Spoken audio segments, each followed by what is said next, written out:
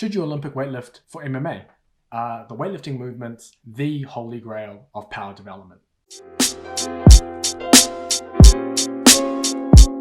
Hey guys, James here from Sweet Science of Fighting. Now, the Olympic weightlifting movements are seen as the exercises that you should do to become a more powerful fighter. Now, what many people don't take into account is the fact that exercises are just a delivery mechanism for your target adaptation, meaning it's going to depend on force, velocity, and power characteristics of what you're doing, and that's going to dictate the outcome of what the exercise is. It doesn't mean that suddenly the Olympic lifts are the holy grail. Now, firstly, what the Olympic lifts are. Olympic lifts, if you're not familiar with them, they're essentially the snatch and the clean and jerk. These are the two competition exercises. But weightlifters won't just train the snatch and clean and jerk. There are plenty of weightlifting derivatives as well. We've got various clean pulls, snatch pulls, the various squatting movements, push presses, jerks. There's a whole bunch of other movements that weightlifters will train to become better at weightlifting. Now, when I'm talking about Olympic weightlifting for MMA, I'm not talking about just performing the snatch and the clean and jerk. I'm talking about, in general, performing Olympic weightlifting based movements. And within MMA, you'll mainly see power cleans and power snatches. So firstly, why are they used so often? Well, the first reason they're used often is if we look at the force-velocity relationship. We know that heavy strength training exercises cover the force end. So if I'm doing a heavy squat, deadlift, or bench press, I'm getting the very high force end of the spectrum. If I'm going down to the velocity side, I'm getting, for example, box jumps and other various jumps and plyometrics. The idea is that there's a relationship where high velocity exercises result in lower force outputs, and high force outputs result in lower velocities. That's the force velocity relationship. There's an inverse relationship between force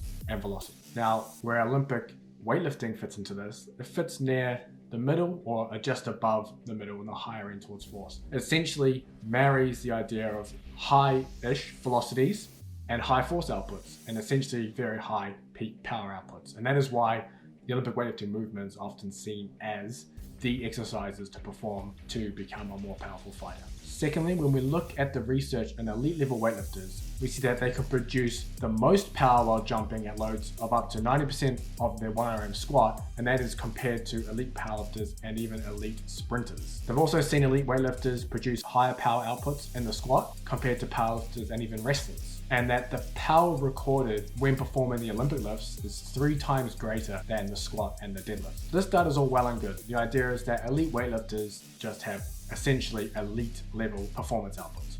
Now, the problem is now extrapolating that into the average fighter. Now, we know the average fighter isn't going to have the level of technical proficiency as an elite level weightlifter. The reason these weightlifters can produce such high power outputs during the Olympic lifts is because they've perfected that technique. They know exactly where to be within a lift, where they need to increase their speed, etc., etc. As an amateur lifter and a fighter, you're not going to have that same technical proficiency. So you're probably not going to see these same power outputs as an elite level weightlifter, compared to, say, if you were to perform a loaded jump or a heavy throw. In fact, you can get very similar velocity and power outputs by performing loaded jumps compared to performing, for example, a power snatch. So I've done this myself. I've done a loaded jump with 20 kg bar, and I've had around 2.9 meters per second. And I've also done power snatches off the blocks at around knee height with around 40 kilos and hit approximately very similar velocities. Now, these are 2 different loads and everything, but if we took these relative to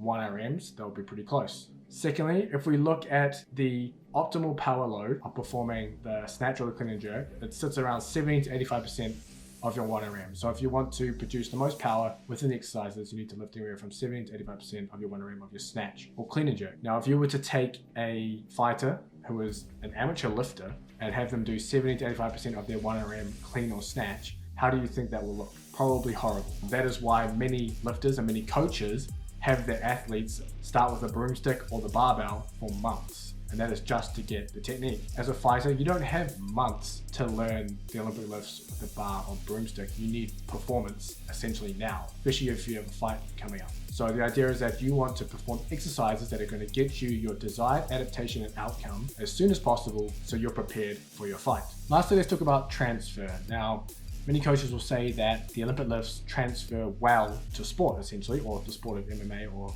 combat sports. Now, the issue is that the Olympic lifts themselves don't match much of the transfer criteria, for example, dynamic correspondence, and don't really fit at the top of the pyramid, for example, the transfer training pyramid by Bondarchuk. Now, that's because they don't really meet the criteria of using, for example, the same muscles and similar actions among many other of the criteria. So to say that the Olympic lifts transfer well to the sport, they probably don't transfer well, but they do have some transfer in terms of underlying general strength, speed, and power. So am I saying that Olympic lifts are useless and you shouldn't use them for MMA? No, I'm not saying that they're useless and you shouldn't use them. If you have the time to learn them, or you really enjoy doing them, and you have no other, for example, injuries that the lifts maybe exacerbate, then go ahead and learn the lifts and use them. If you enjoy them, you're going to get a lot out of them. If you don't enjoy them, you don't want to spend the time to learn them, maybe you're too close to a fight, whatever it is, then don't do them. You don't have to. The idea is that you want to select exercises that fit your individual needs and get the outcome that you want. The idea is that you don't perform a full-on weightlifting program. You don't want to perform a program that's designed for the sport of weightlifting to train yourself for MMA or other combat sports. You would maybe incorporate one or two of the exercises within your program. For example, you might do the power snatch or the power clean, and that would be the one exercise that you did within that session, instead of performing a whole session of power snatches and snatches, pulls, and squats. So what are some alternatives that you can use in place of the Olympic lifts to be able to get that same stimulus and that same power output and adaptation to transfer to your sport of MMA or your combat sport? Well, one of them is the jump squat, and the jump squat has been shown to elicit similar peak power outputs to the Olympic lifts, and you often only need as low as 20% of your 1RM back squat on the bar. You can even use your body weight as a reference. You can go up to around 50% of your body weight. You can vary loads. The idea is that you want to be able to produce a lot of power at varying loads, not just at one load.